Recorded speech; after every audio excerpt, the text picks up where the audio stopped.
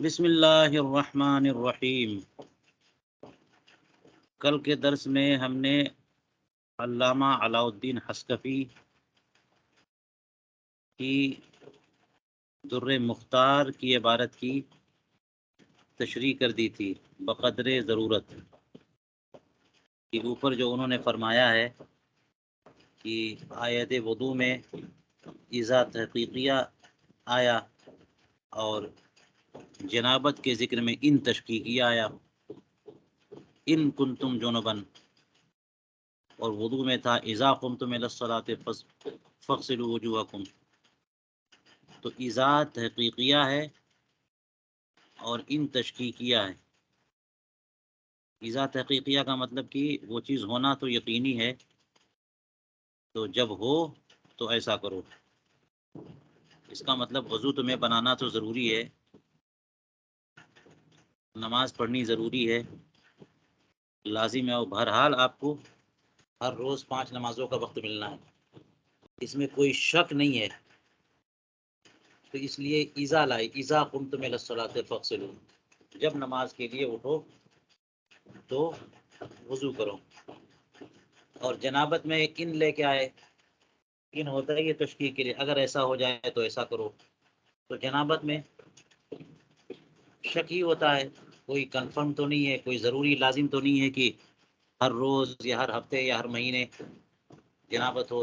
بہت ایام گزر جائیں، ایسا ممکن ہے کہ جنابت نہ ہو، بلکہ عقلاً تو یہ بھی ممکن ہے کہ پوری زندگی میں سرے سے جنابت نہ ہو۔ اس لیے تشقیقیہ لائے، یہ بتانے کے لیے، اس طرف اشارہ کرنے کے لیے کہ نماز لازمی امور سے ہے اور جنابت عارضی امور سے ہے۔ اب علامہ شامی نے التحقیقیہ پر حاشیہ لگایا۔ التحقیقیہ سے مراد الدالۃ علی تحقق مدخولها، اور اسی کی توضیح ہے۔ تو التحقیقیہ وہاں پر وہ مجرور ہوگا، تو التحقیقیہ الدالۃ علی تحقق مدخولها غالباً، کہ غالباً یہ اپنے مدخول کے تحقق پر دلالت کرتا ہے۔ اذا تحقیقیہ، یہ مدخول یقیناً غالباً ہوگا، ہونا ہے اسے، اس کا تحقق اغلبی ہے، اس پر دلالت کرتا ہے۔ اور تشکیکیہ جو کہا ہے الدالۃ علی انہ مشکوک فیہ غالباً، کہ غالباً وہ مشکوک فی ہے۔ ایسا نہیں کہ ہر جگہ ان شک کے لیے آتا ہے، لیکن غالباً ایسی مقام پر ان استعمال ہوتا ہے، نہیں ان استعمال ہوتا ہے جس میں شک ہو کہ پتہ نہیں ہوگا کہ نہیں ہوگا، لیکن ہو تو ایسا کرنا ہے۔ وقد تستعمل كل منهما مكان الاخرى كما بين في محله۔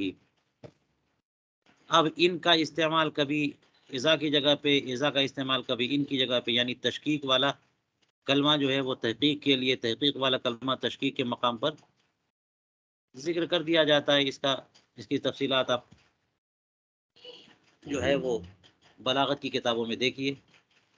یہاں پر علامہ شامی نے ایک لطیفہ سے مراد کوئی علمی بات جو ہے نا، جو ایک تعلق سے ضروری نہیں ہے، وہ کوئی مسئلہ اس سے حل نہیں ہوتا، لیکن ایک ظرافت والی بات یا ایک علمی نقطہ آ گیا کہ ان للشک مع انہا جازمہ و اذا للجزم مع انہا لا تجزم۔ ان شک کے لیے ہوتا ہے، حالانکہ جازم ہے، وہ جزم دیتا ہے۔ ان جازمہ ہے نا، ان تضرب اضرب، ان تضرب اضرب، ان تاکل آکل، ان تجلس اجلس، تو یہ جزم دینے والا ہے، حالانکہ یہ جازم ہے مگر پھر بھی ان شک کے لیے ہے۔ اور اذا جزم کے لیے، حالانکہ یہ اذا جزم نہیں دیتا۔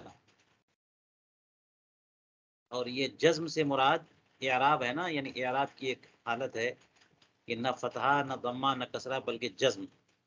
سکون ہے وہاں پر، تو جزم سے مراد تو وہ سکون کی حیت ہے، لیکن اشارہ لطیف بات کیوں ہو گئی کہ اشارہ اس سے اس طرف ہو رہا ہے کہ جزم نہیں دے رہا ہے، جزم دے رہا ہے، اور جزم کا معنی یقین بھی ہوتا ہے کہ ان حالانکہ جازمہ ہے مگر جازمہ نہیں ہے،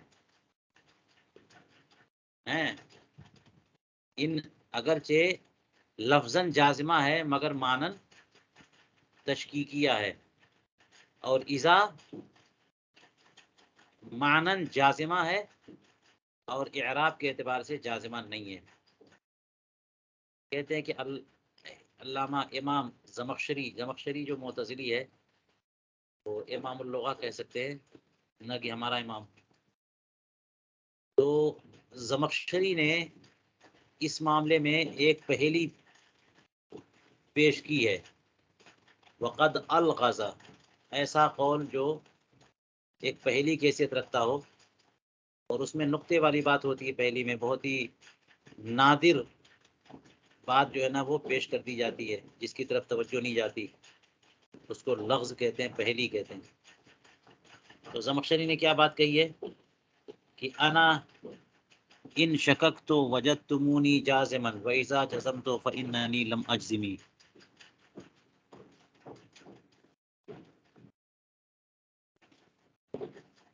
یعنی ان اور اذا کے بارے میں انہوں نے کہا کہ میں وہ ہوں کہ جب میں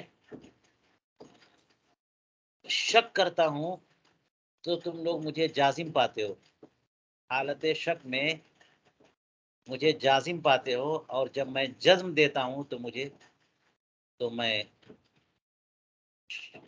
یقین نہیں رکھتا، مجھے جزم نہیں ہوتا، جب میں جزم کرتا ہوں تو جزم نہیں ہوتا، اور پہلے جزم سے مراد اعراب والی حالت ہے، دوسرے جزم سے مراد معنوی ہے، یقین۔ تو دیکھیے کس انداز سے کا اس کا مفہوم کیا ہے، وہی والا مفہوم ہے جو اوپر بتایا کہ ان جازمہ ہے شک کے معنی میں، اذا تحقیقیہ ہے اور جازمہ نہیں ہے۔ من الامور اللازمہ، نماز امور لازمہ میں سے ہے،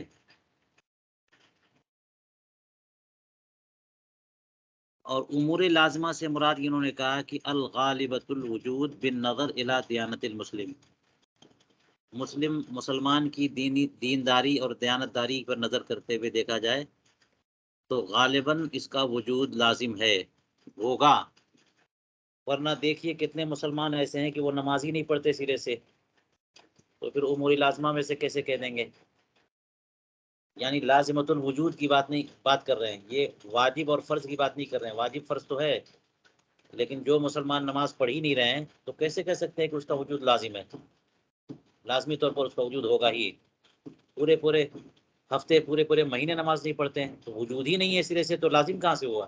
تو اس لیے کہہ رہے ہیں کہ مسلمان کی دیانتداری کی طرف نظر کرتے ہوئے دیکھیں تو مسلمان تو نماز تو پڑھے گا نا لازمی طور پر، تو اس سے جو ہے نا اس کا وجود لازم ہے، اس معنی میں لازم امور لازم کما فی غایت البیان للعلامہ اتقانی۔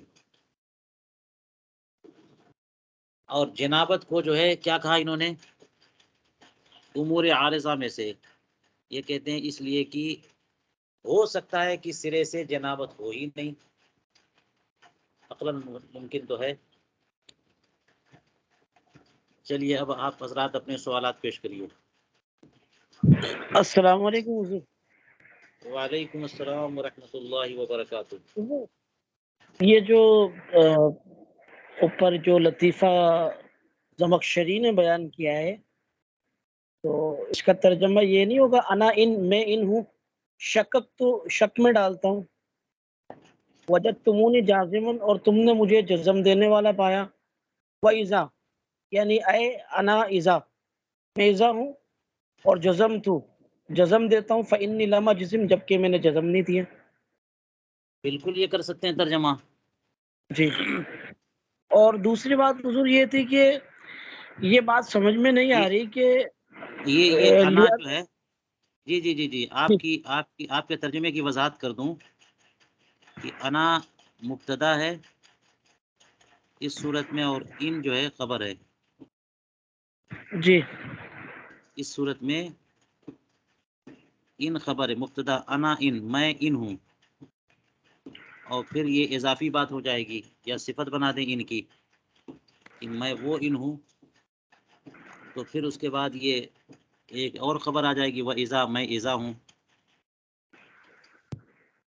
اور جو میں نے ترجمہ کیا تھا وہ بھی درست ہے کہ انا، یہ دونوں جو ہے نا بول رہے ہیں، انا اور ان، یعنی شرط بول رہی ہے کہ میں اگر شک دینے لگوں تو تم مجھے جازم پا جاؤ گے، اور جب میں جزم دینے لگوں تو پھر جزم کی کوئی صورت نہیں رہ جاتی. یہ بھی ہو سکتا ہے، لیکن آپ نے جو کہا وہ بھی صورت ہے، بلکہ وہ زیادہ قریب ہے. چلیے بولیے. جی جی السلام علیکم. اچھا دوسری بات یہ جو والجنابۃ لأنها يمكن لا تقع اللہ تقع اصلا، یہ جو یعنی زندگی بھر جنابت واقع نہ ہو بالکل بھی. ہاں عقلاً ممکن تو ہے نا. حضور خارج میں ایسی مثال پائی گئی جس سے یہ آپ کی بات بالکل صحیح ہے. یہ خارج میں ایسی مثال کہاں ملے گی؟ نادر الوجود ہے یہ. اسی لیے میں نے یہاں پر ایک قید لگائی، عقلاً ممکن ہے. عقلاً ممکن ہے، جی عقلاً ممکن ہے، اور عادتاً ممکن نہیں ہے. کہہ لیجیے آپ انسان ہے تو کبھی تو جنبی ہوگا نا، سونے میں ہو گیا. ایسا جی کیسے ہے حضور. کہ مادہ منویہ اس کے اندر پیدا ہی نہ ہو جزا سے، اور مادہ منویہ پیدا ہو، کثیر ہو جائے، پھر بھی کبھی نہ نکلے. یہ عادتاً جی حضور ممکن نہیں ہے. جی آپ کی بات بالکل صحیح ہے کہ عادتاً ممکن نہیں. ممکن نہیں ہے.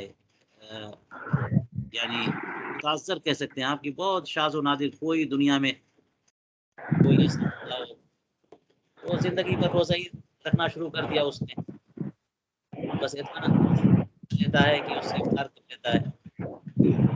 بعض اولیاء کرام ایسے گزرے ہیں کہ وہ صوم وصال رکھتے تھے، اور صوم وصال منع بھی ہے، لیکن اب خواص میں ایسے مقام پر آ جاتے ہیں بعض لوگ کہ صرف جو ہے نا صوم وصال بمانا روزہ رکھتے تھے، افطار کر لیتے تھے، اور افطار صرف وہی رسول کریم علیہ السلام نے چونکہ منع کیا ہے صوم وصال سے، تو سرکار کی مخالفت نہ ہو اس لیے وہ ایک کھجور سے روزہ افطار کر لیتے تھے. بس ایک کھجور سے جو ہے وہ افطار کر لیا، اور پھر پوری رات نہیں کھایا. پھر اگلے دن جو ہے نا وہ پورے دن بھی ایسے رہ گئے. پھر اگلے دن جو پھر افطار کا ٹائم آیا تو ایک کھجور سے افطار کر لیا. تو کچھ غذا کھائیں گے نہیں تو ان کی صحت کا کیا حال ہوگا؟ پھر مادہ منویہ بنے گا کیسے؟ جی تو ایسی صورت جو ہے نا وہ اور حضور اوپر عقلاً متصور جی ہے.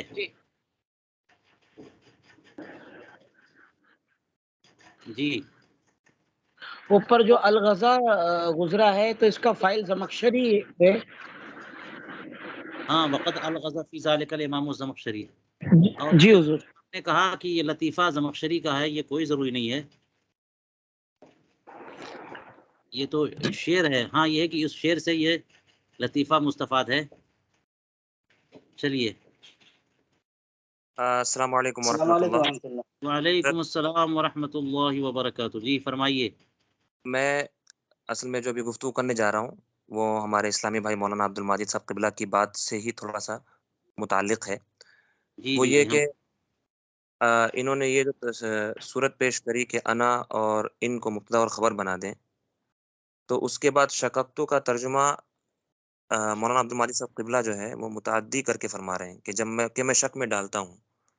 حالانکہ یہ شک لازم ہے، کیونکہ اس کو باب تفعیل میں جب لے جائیں گے تشکیک میں، تب جا کر کے وہ شک میں ڈالنے کا معنی ہوگا. اور تو اس صورت میں ترجمہ جو ہے بہتر وہی ہے کہ الفاظ کا لفظی معنی کیا جائے، اور اس کی خوبصورتی جو بلاغت معنی کے طور پر نکل رہی ہے، یعنی بندے کا ذہن وہ قریب کسی اور چیز کے ہو رہا ہے، لیکن لفظی معنی ہی اس کا کیا جائے تو اس کی مثال جو ہے وہ قصید بردہ کے اس شعر سے ہو جائے گی جس کے اعلیٰ حضرت نے بڑی عمدہ وضاحت فرمائی ہے کہ خفضت کل مقام بالاضافۃ اذ نودیت بالرفع مثل المفرد العالمی. تو اس کا لفظی ترجمہ ہی لوگ کرتے ہیں کہ اے نبی خفضت کل مقام، حالانکہ لفظی ترجمہ یہ ہونا چاہیے کہ آپ نے ہر جگہ کو جر دے دیا، کثرت دے دیا، بالاضافۃ، اضافت کی وجہ سے، اذ نودیتا، جب آپ کو ندا دی گئی رفع کے ذریعے، مثل المفرد العلم، تو چونکہ منادہ مفرد جو ہے علم ہو تو وہ مبنی بر رفع ہوتا ہے. حالانکہ یہ ہمیں الفاظ پڑھ کر کے ہی نحوی قاعدے کی طرف ذہن متبادر ہو رہا ہے، لیکن نحوی قاعدے کے اعتبار سے ہم اس کا ترجمہ نہیں کر سکتے. ترجمہ یہی کریں گے کہ اے نبی آپ نے اپنے بلند و بالا مقام سے ہر دیگر مقام کو پست کر دیا. جب آپ کو اللہ نے بلندی پر بلایا ایک تنہا پہاڑ علم کی طرح یا بلند بالا ذات کی طرح، تو اسی طرح سے اگر ہم یہاں پر اس طرح ترجمہ کریں کہ انا ان شکک تو، کہ اگر میں شک میں پڑتا ہوں تو تم لوگ مجھے یقین کرنے والا پاتے ہو، اور جب میں یقین سے کوئی کا کہتا ہوں تو تم لوگ فإننی لم اجزم، تو میں یقین سے نہیں کہتا ہوتا، یا میں خود ہی متیقن نہیں ہوتا. تو یہ جو ہے لفظی ترجمہ اپنے آپ میں ایک الگ پیرائے میں ہوگا. ہاں اس کی خوبصورتی جو ہے لفظ جزم کا استعمال، لفظ ان کا استعمال اور لفظ اذا کا استعمال، یہ ساری کے ساری اس بلاغت کی خوبصورتی کی طرف لے جائے گی جو تلمیح کے ساتھ بولتے ہیں حضور. شاید یہ جی جی بالکل آپ کی بات صحیح ہے. یہ اس تقدیر پر انا جو ہے مبتدا ہے نا، اور ان یہاں پر شرطیہ ہی ہے. جی، اور اصل میں اس کا پورا کے پورا شعر حضرت جب نیچے دیا ہوا ہے تو ان تینوں کے تینوں سیاق و سباق کو ملائیں تو ترجمہ یوں ہی بیٹھتا ہے کہ لفظی ترجمہ کیا جائے جو کہ ضروری ہے، ہاں البتہ اس کی خوبصورتی محسوس کی جائے ان الفاظ کے استعمالات سے جہاں مصنف لے جانا چاہ رہے ہیں. جی، چلیے ایک بار اور اس کا لفظی ترجمہ کریے آپ. انا ان شکک تو، میں اگر شک میں پڑتا ہوں تو تم لوگ، یا میں جب خود متشکک ہوتا ہوں تو تم لوگ مجھے اس طرح پاتے ہو گویا کہ میں یقین کے منزل پر ہوں، اور جب میں یقین کے ساتھ کچھ کہہ رہا ہوتا ہوں تو میں خود متیقن نہیں ہو رہا ہوتا ہوں. تو یہ جو تو ہے یہ انا گویا سے، ہاں بالکل صحیح بات ہو گئی. یہ انا سے یہ کون کہہ رہا ہے؟ انا سے مراد کیا ہے؟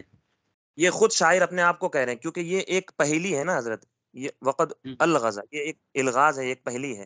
اور پہیلی میں ہوتا ہی یہی ہے کہ جس طرح ہم لوگ اردو میں بھی پہیلیاں کہتے ہیں، میں وہ ہوں کہ جو بادشاہ کی گدی ہوں، کبھی سوکھتی نہیں ہوں، تب جا کے کچھ لوگوں نے کہا وہ زبان ہے جو جسم کا حصہ ہے، کبھی سوکھتی نہیں، وغیرہ وغیرہ. تو پہیلی نہیں میں جو میں ہوتی نے ہی. کہا، ہاں جی نہیں جی میں نے جو کہا کہ اس صورت میں نے کہا کہ انا جو ہے نا زمخشری نے، یا پتہ نہیں شاعر زمخشری ہے یا کس نے، کون ہے، تو جی جو جی بھی جی شاعر ہو وہ انا سے مراد حرف شرط لے جی جی کہ حرف شرط نے یہ کہا. تو اب حرف شرط میں ان بھی ہے اور اذا بھی ہے، تو دونوں کو شامل کر لیا. اس میں تو انا سے مراد شاعر ہوگا نا حضور، انا سے مراد شاعر جو پہیلی کے طور پر کہیں گے.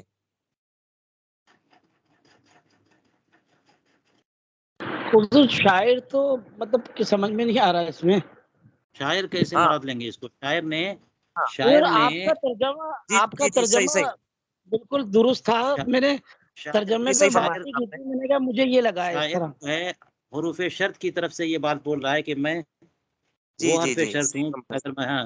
شک کروں تو جی تم جازم پاتے ہو، جی اور جی جب مجھے یقین ہوتا ہے تو پھر دیکھو کہ میں جزم والا ہوتا ہی نہیں ہوں. ہوں. چلیے بہت خوب، ماشاءاللہ، اس سے لوگوں کا فائدہ ہوا. اب آگے بڑھیے.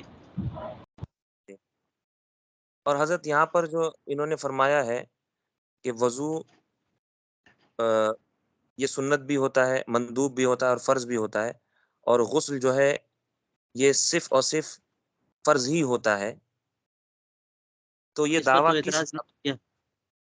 جی ہاں اس پر تو انہوں نے اعتراض کیا نا. علامہ شامی نے کیا کہا یہاں پہ؟ جواب بھی دی. جی، تو وہ اس طرح سے دعویٰ اگر تھوڑا سا اس طرح سے، جس طرح کہ انہوں نے کہا المدعا انہ لا یسن لکل صلاۃ، تو اگر دعوے کو اس طرح سے مکمل کریں کہ وضو جس طرح سے ہر نماز کے لیے اگرچہ با وضو ہونے ہو پھر بھی ہر نماز کے لیے مسنون ہے اور نور علی نور ہے، اس طرح سے ہر نماز کے لیے غسل یا ہر نماز کے لیے تیمم یہ ضروری یہ مسنون نہیں ہے بلکہ عبث ہے، یہ دعویٰ ہے حضرت؟ آپ کی تصدیق مطلوب ہے۔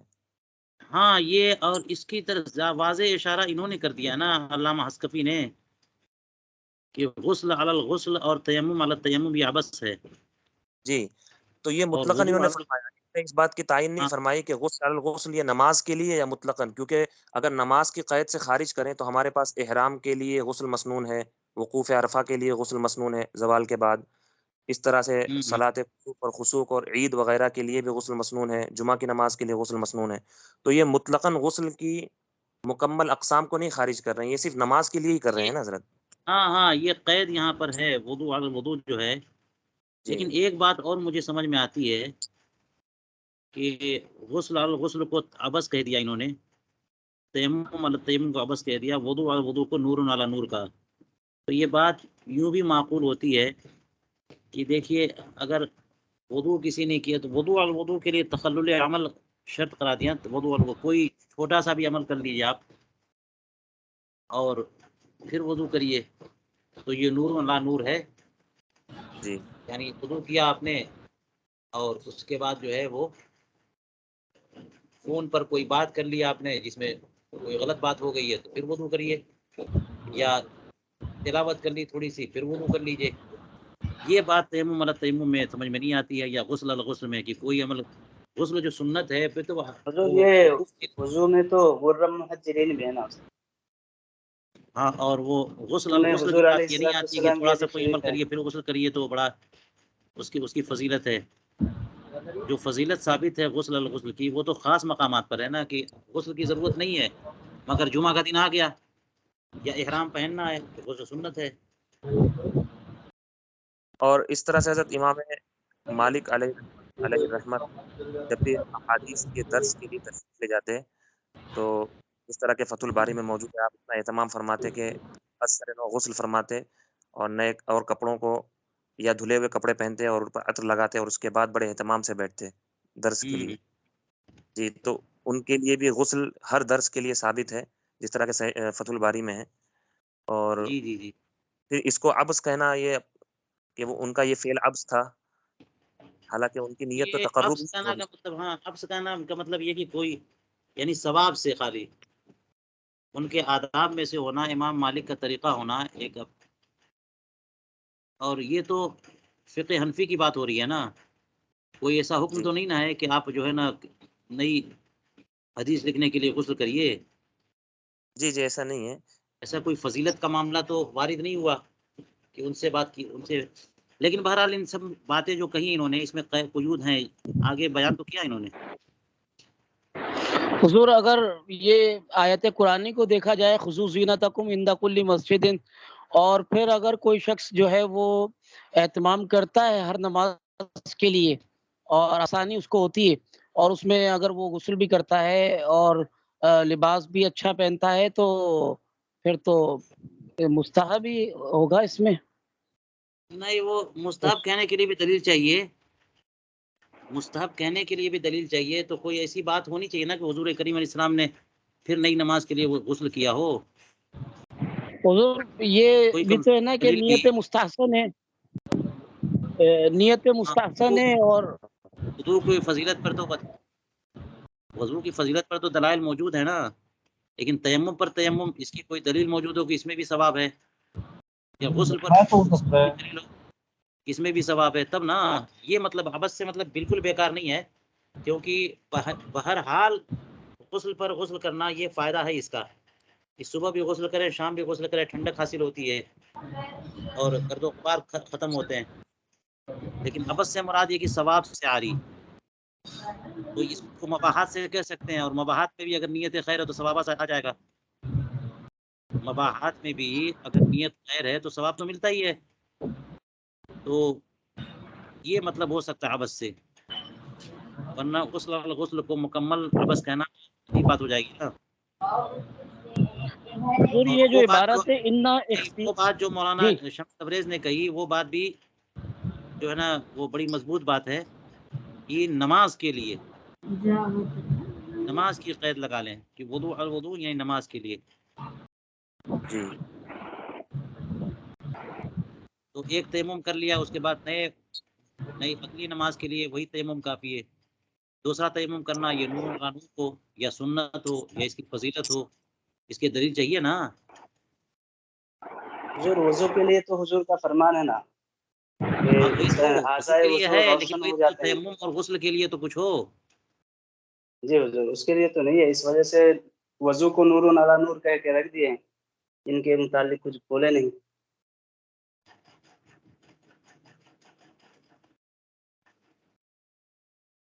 تو اس کو عموماً کہا جا سکتا ہے، عموماً غسل الغسل جو ہے. ورنہ خاص حالات میں جب دیکھیے جمعے کا غسل کسی نے کر لیا، صبح صبح جو ہے نا کس نے جنابت کا غسل کیا تو فرض ہے، اور اس کے بعد جمعے کا غسل کیا نماز کے لیے تو وہ سنت ہے. پھر اس کے بعد اس کو احرام باندھنا ہے تو احرام کے لیے غسل کیا، تو ایک ہی دن میں 3 غسل کیا، تو غسل الغسل کہہ سکتے ہیں اس کو، لیکن اس کی فضیلت دلائل سے ثابت ہے. الگ اور الگ مدعا مقام. اگر مان لیا نماز کے لیے نہیں ہے تب تو بات ہی درست ہو گئی، کوئی اعتراض ہی نہیں تھا کہ ان میں تینوں میں سے کوئی بھی 5 وقتہ نماز کے لیے نہیں تھی، کیونکہ جمعہ بھی ایک خاص ہی ہے اور ہاں وہ احرام سب بھی ایک خاص خاص. الگ الگ. ہاں بالکل بالکل الگ الگ چیزیں. اور نماز کی قید اگر ملحوظ کر رکھتے ہیں تو یہ بات اور آسان ہو جاتی ہے.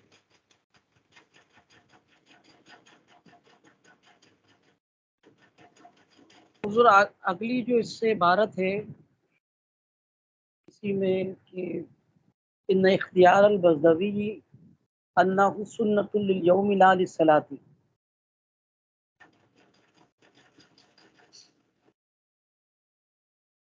وہ اصل میں اختلاف ہے نا کہ جمعے کی نماز کے لیے جمعے کے دن غسل جو ہے وہ نماز کے لیے ہے یا دن کے لیے ہے، تو اس میں اختلاف ہے. آپ دیکھیے مختار کیا ہے، علامہ فخر الاسلام بزدوی نے دن کے لیے غسل کو جو ہے نا یعنی جو یوم جمعہ کے لیے غسل کو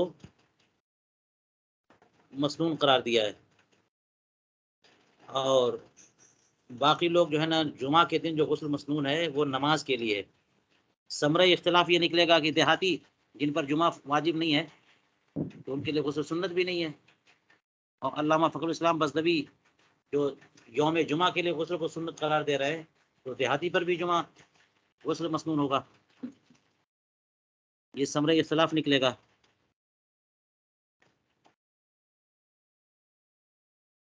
انہ سنت لیوم لا للصلاۃ، یوم سے مراد جمعے کا دن. جمعے کا دن جو ہے یہ دن کے لیے ہے یا نماز کے لیے. اگر دن کے لیے ہے تو آپ نے جمعہ کا دن جب ہو گیا صبح صبح تو پھر وہ آپ نے سنت پر عمل کر لیا. اور اسی لیے کہتے ہیں کہ نماز کے لیے چونکہ ہے چیزیں بہتر ہے کہ اسی غسل سے آپ نماز جمعہ ادا کریں.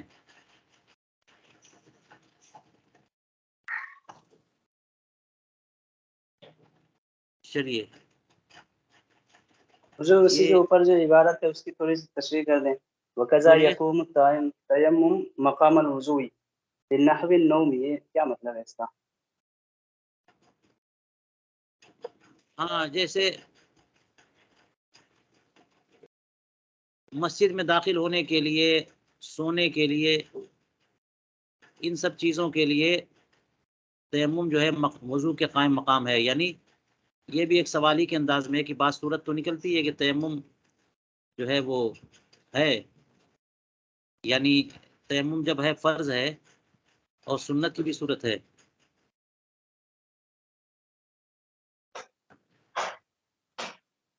تو اس سے یہ مان لیا جائے جہاں جہاں وضو سنت ہے ہر اس رک جگہ پہ جائیے تیمم بھی سنت ہے.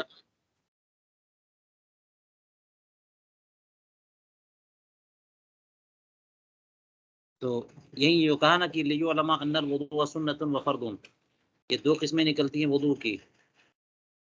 والحدث شرط للثانی لا للاول، تو کہتے ہیں کہ وضو کے قائم مقام تیمم بھی تو ہے کہ کوئی بندہ مسجد میں داخل ہونا چاہے اور بے وضو ہے تو بے وضو مسجد میں داخل تو ہو سکتا ہے، کوئی حرج نہیں، جنبی نہیں داخل ہو سکتا جنابت کی حالت میں، لیکن بے وضو بندہ مسجد میں داخل ہو سکتا ہے.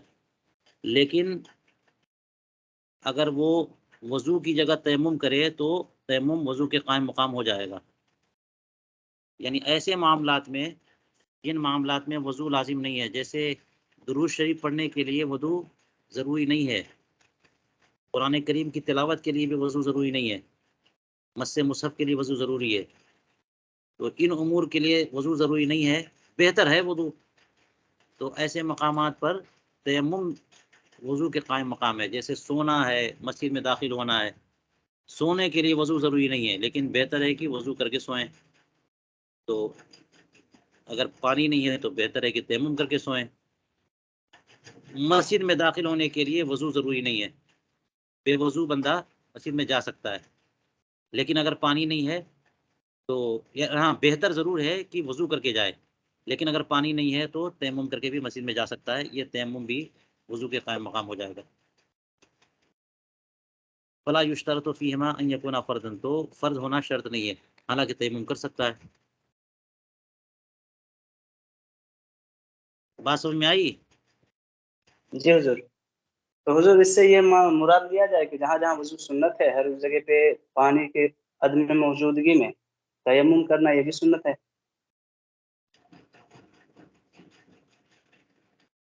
اب غور کرنا پڑے گا نا، ہر جگہ سنت ہو ایسا نہ ہو، بلکہ جہاں پر مستحب ہو۔ جی حضور۔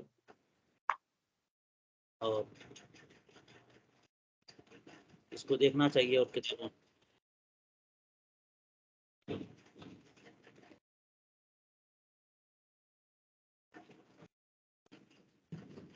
اور آگے بڑھیے۔ یہ جو انہوں نے کہہ دیا والوضوء علی الوضوء نور علی نور، یہ کلمات حدیث کی پیروی کی انہوں نے، جو احیاء العلوم شریف میں ہے، اور یہ علامہ عراقی نے احیاء العلوم شریف کی حدیثوں کی تخریج کی ہے، تو یہاں پر آ کے وہ کہہ رہے ہیں کہ مجھے اس کی سند نہیں معلوم، اس کی تخریج نہیں معلوم۔ حافظ منذری نے یہی بات اس سے پہلے کہہ دی، لیکن علامہ ابن حجر اسقلانی نے اسے ضعیف قرار دیا ہے، اور امام احمد نے تو مرفوعاً سند حسن سے روایت کیا، یہ مگر دوسری روایت ہے۔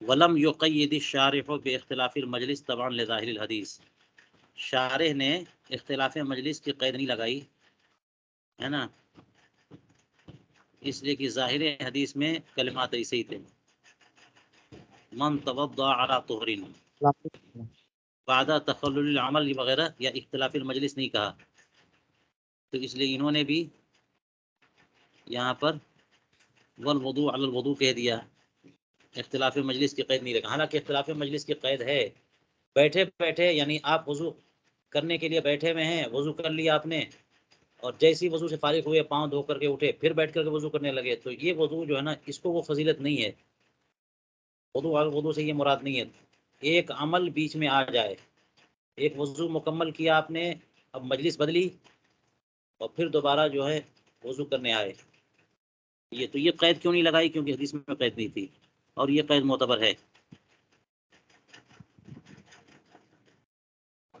آگے عبر بالارکان،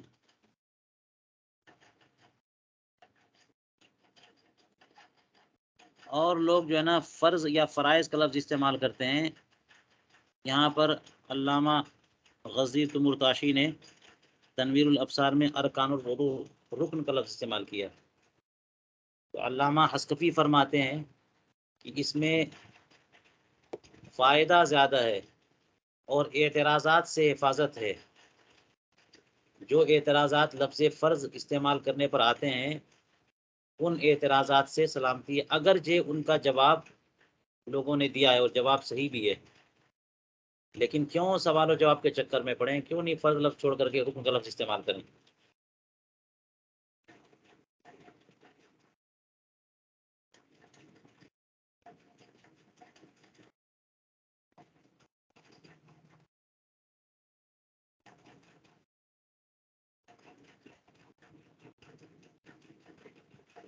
اب لأنہ کے بعد اس کی تشریح میں اے التعبیر الماخوذ من عبر، لأنہ میں ہو ضمیر کا مرجع متعین کر رہے ہیں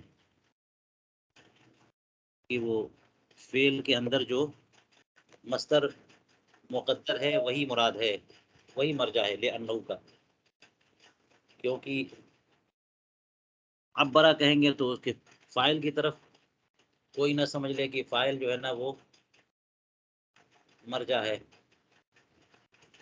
اور ارکان بھی مرجع نہیں ہو سکتا کہ وہ جمع ہے، تو لفظ تعبیر جو اس کے اندر مقدر ہے وہ ہے مرجع۔ افید و اکثر فائدتاً،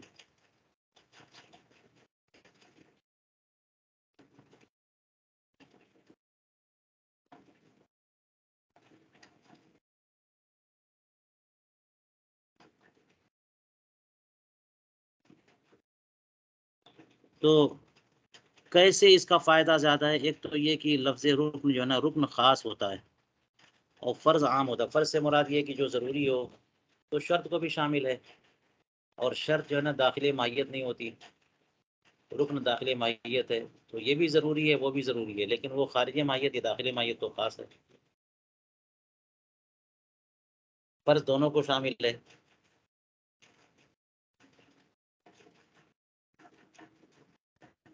ہلو،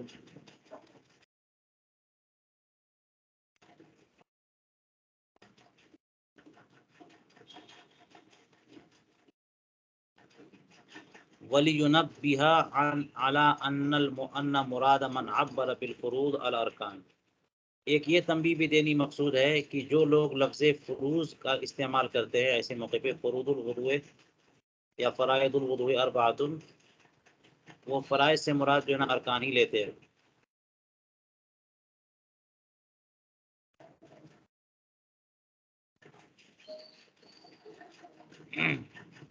چلیے کوئی صاحب کچھ ترجمہ کرنا چاہیں؟ السلام علیکم ورحمۃ اللہ۔ وعلیکم السلام ورحمۃ اللہ وبرکاتہ۔ کون صاحب ہیں؟ حضرت میں ریحان رضا عرض کر رہا ہوں سر۔ جی جی بولیے۔ حضور ابھی پیچھے جو گزرا ہے کہ تیمم یہ سنت نہیں ہے، تو حضور یہ جو حضور پاک صلی اللہ علیہ وسلم کی حدیث ہے کہ من داوم علی الوضو مات شہیدن، جو وضو پر مداومت کرتا ہے وہ اگر انتقال کر گیا تو وہ شہید کا درجہ پائے گا۔ تو حضور یہ جو کبھی ایسا ہو سکتا ہے گائے بگائے کہ وہ پانی نہ پائے اور اسے تیمم کی حاجت ہو جائے، تو کیا وہ اس ثواب سے محروم ہو سکتا ہے؟ یعنی مداومت تو نہیں پائی گئی پھر کیونکہ پانی نہیں ہے، تو عدم وجود ماں کیا اس میں مخل ہو سکتا ہے؟ نہیں، آپ نے یہ کہا نا کہ پانی اگر وہ موجود اس نہیں ہے، پانی موجود نہیں ہے اور جی اسے تیمم کی ضرورت پڑ گئی، یعنی نماز کا وقت آ گیا، تو بالکل وہ فضیلت حاصل ہوگی، کیونکہ وضو سرکار اقدس صلی اللہ علیہ وسلم نے جو فرمایا مداومت کرے وضو پر، تو وہ تو اسی قید سے مقید ہو گیا نا کہ پانی میں موجود ہو۔ اگر پانی موجود نہیں ہے تو اس کا جی نائب جو اس کا قائم مقام ہونا چاہیے کہ پانی نہیں ہے تو وہ تیمم کر جی لے گا، ابھی تو طہارت پر مداومت ہو گئی۔ جی تو یہ تو نماز کے لیے ہو گیا۔ اگر وہ سونے کے لیے جیسے کہ مستحب قرار دیا گیا ہے کہ تیمم قائم مقام اس کے ہے، وضو کے ہے، تو جس طرح وضو مستحب ہے سونے کے لیے، اسی طرح تیمم بھی مستحب کے درجے میں ہے، تو یہ سنت بھی ہونا چاہیے۔ دیکھیے یہ آپ کا سوال اچھا ہے، اس میں ہم عقل اور قیاس سے کچھ نہیں کہہ سکتے۔ ایک بات میں کہتا ہوں جی کہ اگر پانی موجود نہیں ہے، مجبوری کی صورتحال آ گئی، تو اگر اسی نیت سے جس بندے کا طریقہ تھا کہ وہ وضو پر مداومت کرتا تھا، کبھی بھی بے وضو نہیں رہا، جب بھی وضو ٹوٹا اس نے وضو کر لیا، اور آج اس کے ساتھ ایسا معاملہ ہوا کہ وضو ٹوٹا اور پانی نہیں ہے، تو بصورت مجبوری اس نے تیمم کر لیا، تو ظاہر یہی ہے کہ وہ فضیلت ملنی چاہیے اس کو۔ ہم عقل سے کچھ نہیں کہہ سکتے نا، ظاہر یہی ہے کہ وہ فضیلت ملنی چاہیے، لیکن وہ جو مسئلہ بتایا گیا ہے وہ تو اس صورت میں ہے کہ پانی موجود ہے تب بھی وہ تیمم کر سکتا ہے، پانی موجود ہے وضو کر سکتا ہے، پھر بھی وہ تیمم کر سکتا ہے۔ اس کو وہ فضیلت حاصل نہیں ہوگی کہ نہیں ہوگی، یہ بات جو ہے نا دور کی لگتی ہے۔ بات سمجھ میں آ رہی ہے؟ دخول مسجد کے لیے، درود شریف پڑھنے کے لیے، سونے کے لیے وضو تو کر سکتا ہے، اور وضو چھوڑ کر کے وہ تیمم کی طرف آ رہا ہے، تو کیسے اس کو فضیلت ملے گی؟ جی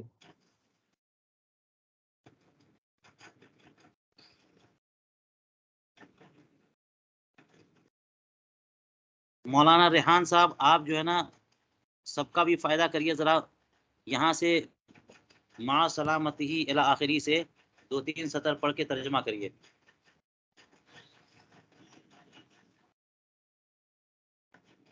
مع سلامته الى آخره اعترض بأن الركن كما اعترف به فرض داخل الماہیتی، اور تورزہ بھی کر سکتے ہیں۔ اعتراض کیا گیا ہے وہی معنی کہ رکن جیسا کہ معترف بھی ہے، فرض یعنی اس کو فرض بھی کہا گیا ہے، فرض کا بھی اس میں اعتراف کیا جا سکتا ہے، جو کہ داخل ماہیت ہوتا ہے، یعنی جو فرض چیز ہوتی ہے وہ ماہیت میں داخل ہوتی ہے۔ فہو اخص من مطلق الفروض، پس وہ یعنی رکن یہ اخص ہے مطلق فرض سے۔ یہاں یہ بھی مانا لیا جاتا ہے کہ جو دوسرا فرض ہے وہ فہو اخص من مطلق الفرض و لازم العام لازم للاخص، اور وہ یعنی رکن یہ مطلق فرض سے اخص ہے، اور عام کا جو لازم ہوتا ہے وہ اخص کا بھی لازم ہوتا ہے۔ وأجیب عنہ بأن مفہوم الرکن، وأجیب اور جواب دیا گیا ہے عنہ اس کے بارے میں، یعنی رکن کے بارے میں، بأن مفہوم الرکن ما کانا جزء الماہیت، ما کانا جزء الماہیت، اور جواب دیا گیا ہے اس بارے میں کہ رکن کا مفہوم جب ماہیت کا جز ہو، وَإِن لَزِمَ ہونا، اور اگرچہ یہاں یہ لازم ہے ماہیت کا ان کیا یکون مطلب ہے؟ فرضاً، یہ داخل الماہیہ اور جزء الماہیہ کا اس کا مطلب کیا ہے؟ وَإِن لَزِمَ ہونا ان یکون فرضاً، اور اگر یہاں لازم ہے وہ تو یہ فرض بھی ہوگا، یعنی رکن اگر ماہیت کا جز بن رہا ہے اور وہ لازمی طور پر بن رہا ہے تو وہ فرض بھی ہوگا، یعنی رکن میں فرضیت کا بھی مفہوم پایا جاتا ہے۔ لأن المعتبر فی الماہیات الاعتباریتی ما اعتبرہ الواضح عند وضع الاسم لہا، کیونکہ معتبر بات ماہیات اعتباریہ میں یا ماہیات اعتباریہ کے بارے میں وہی ہے جس کا اعتبار واضح نے وضع کے وقت اس کے نام کو لے کے کیا ہے، عند وضع الاسم لہا، یعنی جس کا اعتبار واضح نے وضع کرنے والے نے نام کے وضع کرتے وقت اس کا وہ کیا ہے، اعتبار کیا ہے۔ ولم یعتبر فی الرکن ثبوتہ بقطعی او ظنی، اور اعتبار نہیں ہے رکن میں، یا ولم یعتبر اور اعتبار نہیں کیا جاتا ہے رکن کے معاملے میں اس کا ثابت ہونا قطعی طور پر یا ظنی طور پر۔ اب یہ دیکھیے ایک مشکل بات تھی، اعتراض اور جواب دونوں۔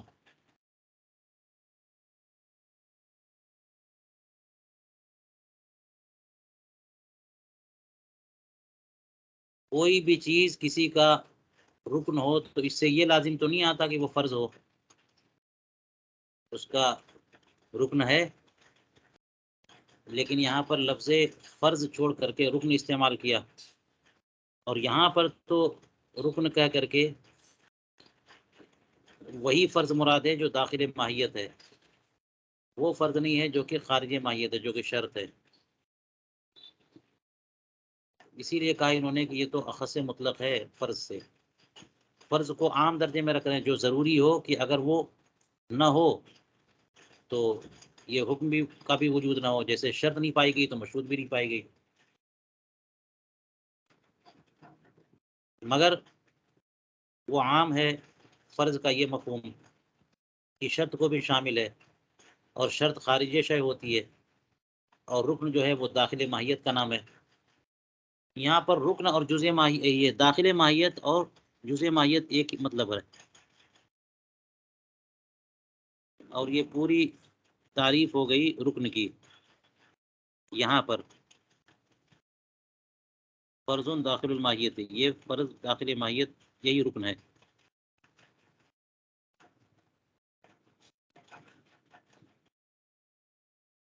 اور وجہ اعتراض یہ ہے کہ اگر فرض بھی کہتے تو بھی تو کام بن جاتا، کیونکہ جو ہے یہ اخص ہے اور لفظ فرض عام ہے، اور جو عام کے لیے لازم ہے وہ اخص کے لیے بھی لازم ہے. اخص کے لیے جو عام کے لیے لازم ہوتی ہے چیز، یعنی ضروری ہونا، تو اسی کے ضمن میں یعنی شرط بھی ضروری ہے اور رکن بھی ضروری ہے. تو اگر فرض کہتے اور مقصد یہ ہے کہ ضروری ہونا، تو رکن کے لیے بھی مفہوم ہو جاتا. تو اس لیے جس مقصد کے لیے انہوں نے کہا ہے وہ تو فرض کہنے سے بھی حاصل ہو جاتا. اس وجہ سے وہ اعترض، یہ اعتراض کیا گیا.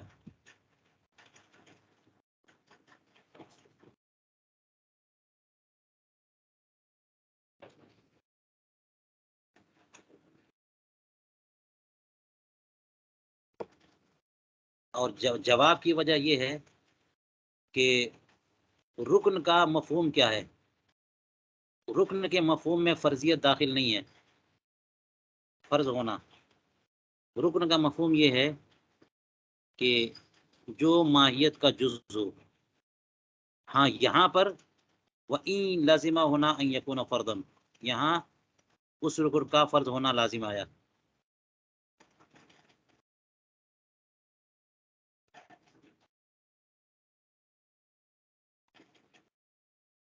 اس لیے ہم نے ماہیت کے جز کو بیان کیا ہے، یہی کافی ہے. اور ظاہر ہے کہ جب ماہیت کا جز بیان کریں گے تو اس کا فرض ہونا خود بخود جو ہے ثابت ہو جائے گا کہ ماہیت کا وجود اس کے بغیر ہوگا نہیں. اور ماہیت فرض ہے، یعنی نماز فرض ہے. نماز فرض ہے تو اس کے ارکان بھی فرض ہو گئے. اس لیے کہ معتبر ماہیات اعتباریہ میں وضع واضح کا ہے. ہاں، اور رکن کا جو لغوی معنی ہے وہ تو صرف جزء ماہیت ہے. اور اس کی محض رکن کے لیے ثبوت قطعی یا ظنی کہ وہ بھی فرض ہے. ولم یعتبر فی الرکن، اس میں قطعی طور پر ثبوت یا ظنی طور پر ثبوت اس کا اعتبار نہیں ہے.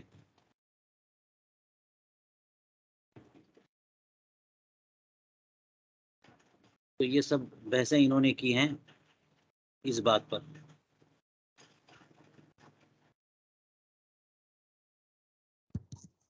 حضور وہ ایک بھائی پوچھ رہے تھے کہ ماہیت کیا چیز ہے، تو ماہیت میں کہتے بتا ہیں دوں. ہاں بتا دیے. ماہیت وہ شے ہے جو ذہن اور نفس میں نقش ہو جائے، خواہ وہ خارج میں موجود ہو یا نہ ہو. ما بھی شے ہوا ماہیت جو ہے نا اس کو کہتے ہیں جس سے کسی شے کا وجود مانا جاتا ہے. وہ ہے اسی کی وجہ سے. اور اس کے لیے لفظ ماہیت کا اطلاق اسی لیے ہوتا ہے کہ اس کا سوال، اس کے بارے میں ما ہوا یا ما ہیا سے سوال کیا جاتا ہے. ٹھیک ہے.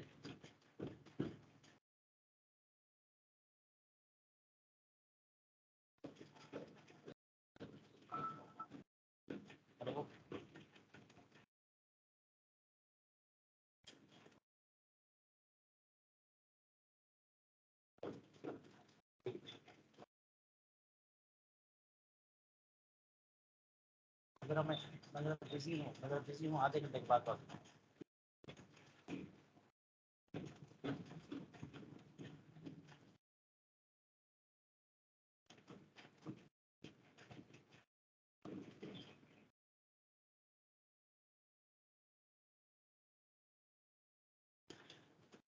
یہ جو تفصیل فرمائی ہے اس پر مزید ہمیں تشریح چاہیے، لیکن ایسے مقامات پر جہاں ضرورت ہوتی ہے علامہ رافعی بھی کچھ نہیں بول رہے ہیں.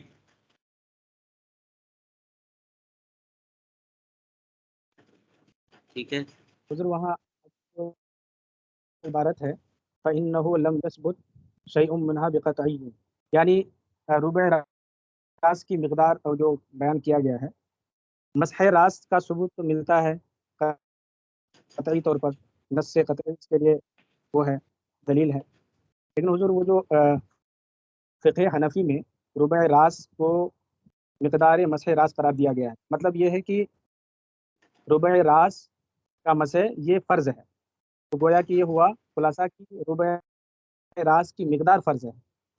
تو حضور اب یہ جو فرض قرار پا گئی مقدار کہ چوتھائی سر کا مسح کرنا، اب یہ فرض ہے، فرض کے درجے میں، تو اس کا جو منکر ہوگا اس کو کافر نہیں کہا جائے گا جیسا کہ یہاں بیان کیا گیا.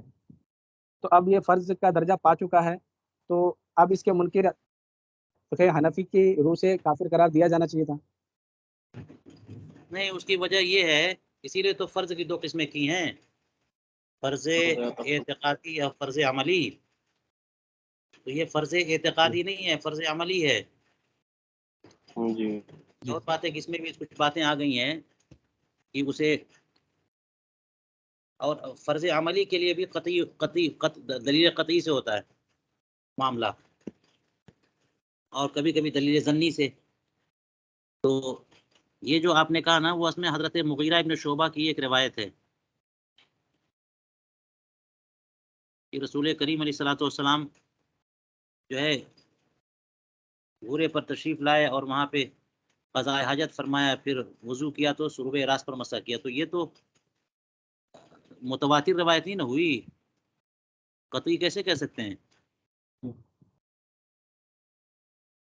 تو مقدار ربع راس جو ہے، اور اسی طرح سے مرفقین اور کعبین کا داخل ہونا، کچھ بھی قطعی طور پر ثابت نہیں، کیونکہ ربع راس کی مقدار جو ہے نا حدیث سے ثابت ہے، تو قطعی ثبوت نہیں ہے وہ. اور غسل مرفقین اور کعبین جو ہے نا، یہ تو آیت سے قطعی ثبوت تو ہے، لیکن قطعی دلالہ نہیں ہے نا، کہ وَأَيْدِيَكُمْ إِلَى الْمَرَافِقِ وَأَرْجُلَكُمْ إِلَى الْكَعْبَيْنِ، تو قائد مغیہ میں داخل ہے کہ نہیں داخل ہے، دونوں باتیں آتی ہے. بات سمجھ میں آئی؟ ترجیح دی ہے بعض لوگوں نے ایک کو، بعض لوگوں نے دوسرے کو، تو قطعی دلالہ نہیں ہے. مرفقین اور کعبین کا دھونے کا دھونا بھی فرض ہے فرض، لیکن یہ فرض عملی ہے. فَإِنَّهُ لَمْ يَثْبُتْ شَيْءٌ مِنْهَا، تو سمجھ میں آئی بات؟ اس وجہ سے کہتے ہیں کہ تکفیر نہیں کی جائے گی، کیونکہ ایک صحابی کی روایت ہے نا. فرض عملی کے منکر کو کافر نہیں کہا جائے گا. جی ہاں، فرض عملی جو ہے نا، فرض تو یہ جو اعتقادی، مسح راس، یہ مسح راس تو فرض اعتقادی ہے. مسح راس فرض اعتقادی ہوا، اور مسح مقدار ربع راس ہاں، ربع راس یہ تک فرض محدود عملی رہنا. ہوا. ہاں، جی. چوتھائی سر کی جو قید ہے نا، یہ فرض عملی ہے. اور مطلقاً مسح راس جو ہے نا، وہ فرض اعتقادی ہے.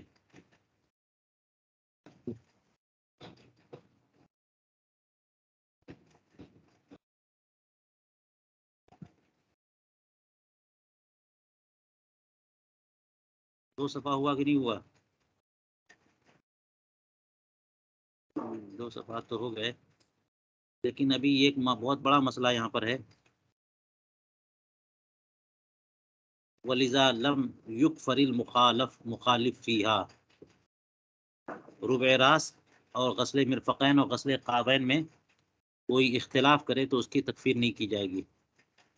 یہی تو وجہ ہے کہ یہ اس میں وجہیں ہوتی ہیں. امام شافعی وغیرہ نے تو اختلاف کیا ہی ہے، کہاں تکفیر ہوتی ہے؟ تکفیر و تفسیر کچھ نہیں ہوتی.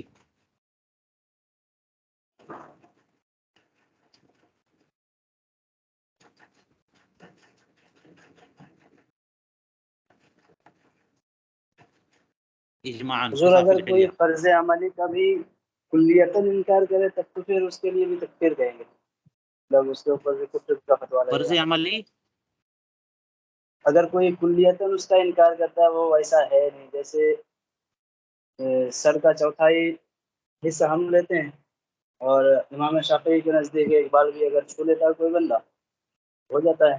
یہ تو فرض عملی ہے، تو وہ لوگ تو کلیتاً انکار نہیں کرتے ہیں نا. اگر کوئی کلیتاً انکار کرتا ہے کلیتاً انکار سے کیا مراد ہے؟ یعنی سرے سے سر کے مسح سرے کا سے ہی سر انکار کا کر دے. مسئلہ ہی نہیں کرنا. جی جی ہاں تو وہ تو کفر ہوگا نا، کیونکہ وہ تو وَامْسَحُوا بِرُؤُوسِکُم کا انکار کر رہا ہے. جی وہ مقدار کا معاملہ نہ ہو بلکہ کلیتاً مسح راس کا ہی انکار کر دے گا تو پھر تو تکفیر ہوگی. جی جی. اور حضور لزوم ہوگا یا التزام ہوگا؟ جی لزوم کفر ہوگا تو اس صورت میں التزام جو ہوگا؟ وہ تو التزام کر رہا ہے نا، لزوم کیوں ہوگا؟ وہ جی ایک حضور. آیت کریمہ کا صاف انکار کر رہا ہے. قرآن پاک میں ہے جی وَامْسَحُوا بِرُؤُوسِکُم، اور وہ کہہ رہا ہے کہ مسح راس کچھ بھی نہیں ہے. جی تو حضور. لزوم کہاں، یہ تو التزام ہے نا. جی حضور التزام.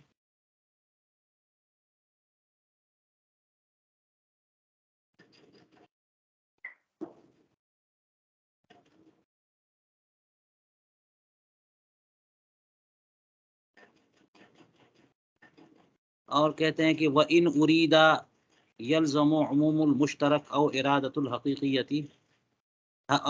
الْحَقِيقَةِ وَالْمَجَاز. اور اگر فرض عملی اور فرض اعتقادی دونوں مراد لے لیے جائیں تو عموم مشترک لازم آئے گا، اور عموم مشترک بھی باطل ہے. کچھ باتیں آپ لوگ ذرا ذکر کر دیا کیجئے کہ بہت لوگوں کا فائدہ ہو جائے گا. عموم مشترک کیا چیز ہے؟ حقیقت و مجاز کیا چیز ہے؟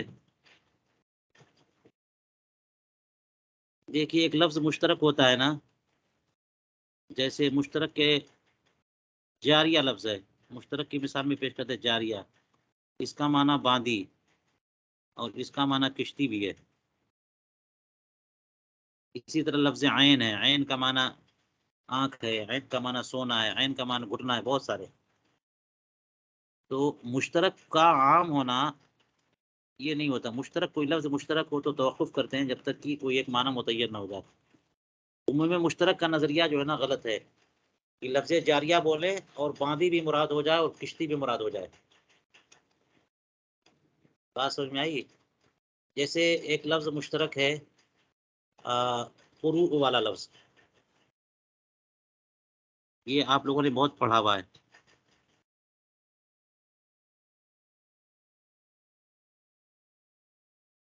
ثلاثۃ قروء قرآن پاک میں ہے نا، والمطلقات یتربصن بانفسهن ثلاثۃ قروء. مطلقات اپنے آپ کو 3 قروء روکے رکھے. تو قرء کا معنی حیض بھی ہے اور طہارت بھی ہے. اور بھی ہے. تو ایک ہی لے سکتے ہیں، یا تو حیض لے لیجئے مراد یا پھر طہر. بس امام ابو حنیفہ نے حیض مراد لیا، امام شافعی نے طہر. یہ نہیں ہو سکتا کہ دونوں آپ مراد لے لیں. دونوں مراد لے لینا یہ ہے عمومی مشترک. عمومی مشترک کا ایک اور معنی بھی ہے اشتراک معنوی. چلیے وہ چھوٹے ابھی.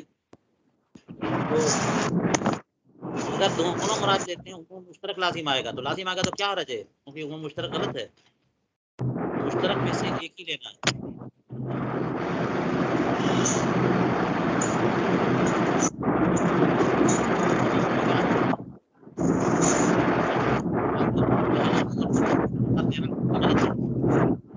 لفظ سے ایک حقیقی معنی ہو اور ایک مجازی معنی ہے. لفظ کا ایک حقیقی معنی ہے اور ایک مجازی معنی ہے نا. تو حقیقی معنی جو وضع اول میں ہو، مجازی معنی جو وضع ثانی میں ہو. تو یا تو حقیقی معنی مراد لیں گے یا مجازی معنی مراد لیں گے. یہ نہیں ہو سکتا کہ حقیقی اور مجازی دونوں معنی مراد لے لیں.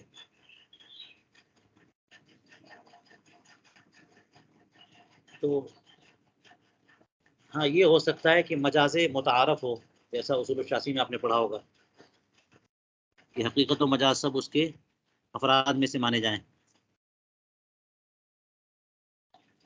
اس لیے یہاں کہا کہ اے من انہو من عموم المجاز، یہ صورت بن سکتی ہے عموم مجاز میں سے۔ عموم مجاز جو ہے نا یہ حقیقت اور مجاز کا جمع نہیں ہے، کیونکہ حقیقت و مجاز کا جمع غلط ہے اور عموم مجاز صحیح ہے۔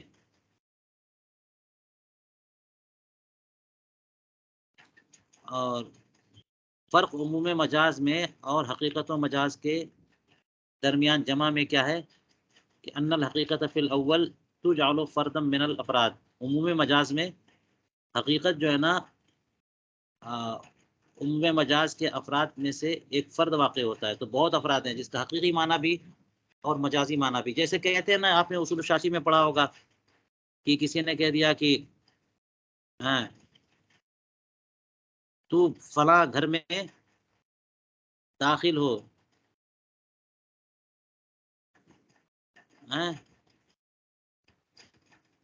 ان دخلتی ان دخلتی دار فانت طالقن، اگر یہ کہہ دیا تو دخول کا معنی تو پاؤں کا رکھنا ہے، اور اگر وہ گھوڑے پہ سوار ہو کے چلی گئی یا جوتے پہن کے چلی گئی یا کوئی کھینچ کر کے اس کو لے کے چلا گیا، کسی طرح سے دخول دار پا لیا گیا تو طلاق ہو جائے گی۔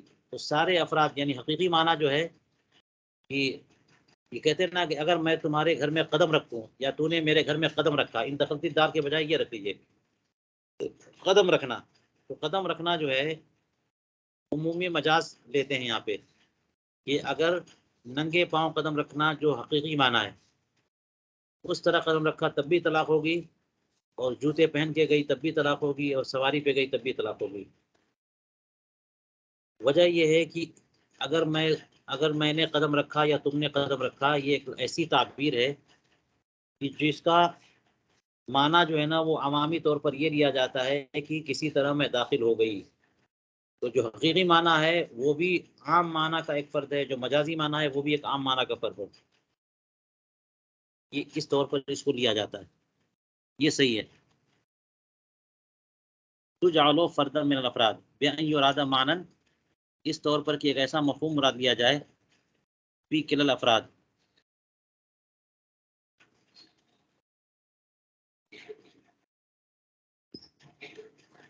یتحقق فی کل الافراد، ایسا مفہوم مراد لیا جائے دونوں افراد میں سب میں، یعنی حقیقی معنی میں بھی اور مجازی معنی میں بھی پائے جائیں، برخلاف ثانی کے، کیونکہ حقیقت سے مراد تو وضع اصلی ہوگی، مجاز سے مراد وضع ثانوی، تو جب اصلی لیں گے تو ثانوی نہیں لے سکتے، ثانوی لیں گے تو اصلی نہیں لے سکتے، تو تباین ہے اس میں۔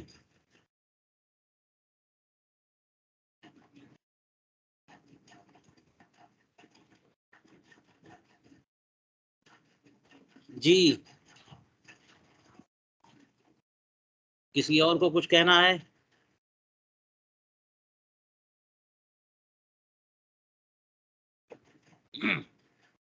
یہ سب باتیں یہ چل رہی تھی کہ انہوں نے رکن کہا ہے، اگر فرض کہتے تو سوال ہوتا کہ فرض سے مراد آپ کی فرض عملی ہے یا فرض اعتقادی ہے، تو یہ سوال ہو جاتا، اس کا جواب دینا پڑتا، جواب تو ہو جاتا جو آگے کہا ہے۔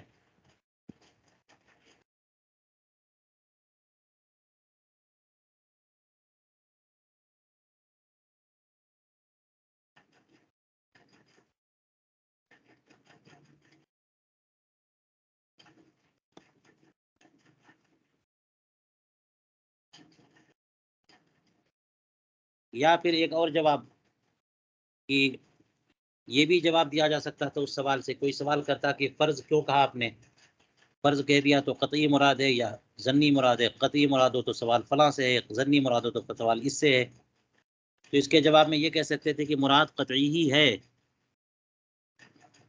مراد فرض قطعی ہے، فرض اعتقادی اور فرض عملی سے ہٹ کر کے فرض قطعی، اور جو ممسوح سے آپ نے اعتراض کیا ہے کہ وہ تو قطعی نہیں ہے، یعنی ربع راس، ربع راس کا ثبوت قطعی نہیں ہے بلکہ ظنی ہے، تو اس سے کوئی اگر اعتراض کرے گا تو جواب یہ دیا جائے گا کہ مراد قطعی ہے، اور مقدار ممسوس سے ہاں یا ممسوس سے جو اعتراض ہوگا اس کا جواب یوں دیا جائے گا کہ مراد اصل مسا ہے، اصل مسا تو قطعی ہے، وذالک قطعی لثبوت بالکتاب، کیونکہ وہ قرآن سے ثابت ہے۔ یا پھر کہہ دیں گے کہ ہماری مراد فرض سے فرض قطعی نہیں ہے بلکہ فرض عملی ہے۔ اب فرض عملی کہنے پر جو ہے نا وہ مغسولات سے اعتراض پڑے گا کہ مغسولات تو فرض ہیں، فرض قطعی ہے، تو ویجاب عن، وہ تو مغسولات تو فرض قطعی ہے، فرض اعتقادی ہے، اس پہ جو سوال پڑے ہوگا اس کا جواب یوں دیا جائے گا کہ ان المراد القدر فی الکل،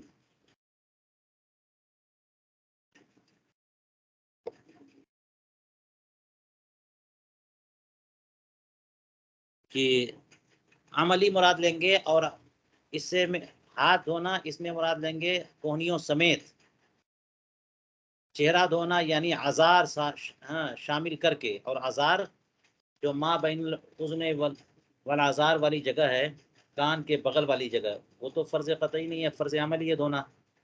اسی طرح ہاتھ میں کوہنیوں کو دھونا یہ فرض قطعی نہیں ہے، فرض عملی ہے، فرض اعتقادی نہیں، فرض عملی ہے۔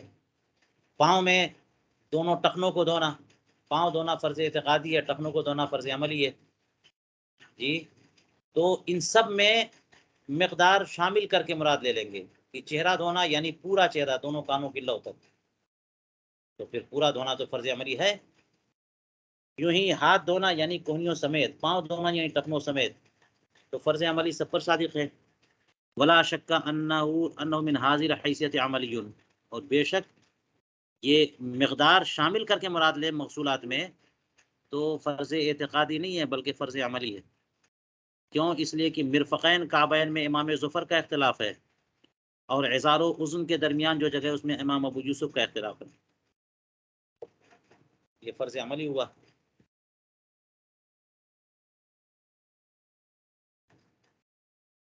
بعض فضلاء یہ کہتے ہیں کہ سب کا خلاصہ یہ ہے کہ ہم یوں کہتے ہیں کہ ان دونوں پر فرض عملی اور فرض اعتقادی پر لفظ فرض کا اطلاق ایک حقیقت عرفیہ ہے، حقیقت عرفیہ ہے جو فقہا کی اصطلاح میں ہے۔ اس کی دو صورتیں ہیں، فرض عملی اور فرض اعتقادی، تو سوال سب کے سب ساقط ہو جائے گا۔ علامہ شامی کہتے ہیں اسی کی طرف النہایہ میں اشارہ ہے کہ انہوں نے جواب یہ دیا کہ فرض کی دو قسمیں قطعی و ظنی، اور ظنی کون سا فرض ہے؟ وہ الفرض علی زعم المجتہد، مجتہد کے اجتہاد کے اعتبار سے جو فرض ہے، کہ ایجابی طہارت بالفصل والحجامہ، جیسے فصل کھلوانے، پشنا لگوانے، حجامہ خون نکلوانے کی وجہ سے طہارت واجب ہونا، یہ امام ابو حنیفہ کا قول ہے، امام شافعی کا قول نہیں ہے۔ فإنهم يقولون يفترض عليه الطہارہ عند ارادۃ الصلاۃ، نماز کا ارادہ کرے گا تو طہارت کے فرض ہے۔ ویاتی بیانوں قریباً۔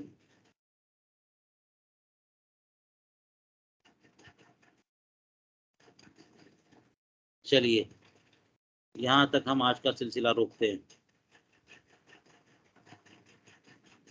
یہاں تک۔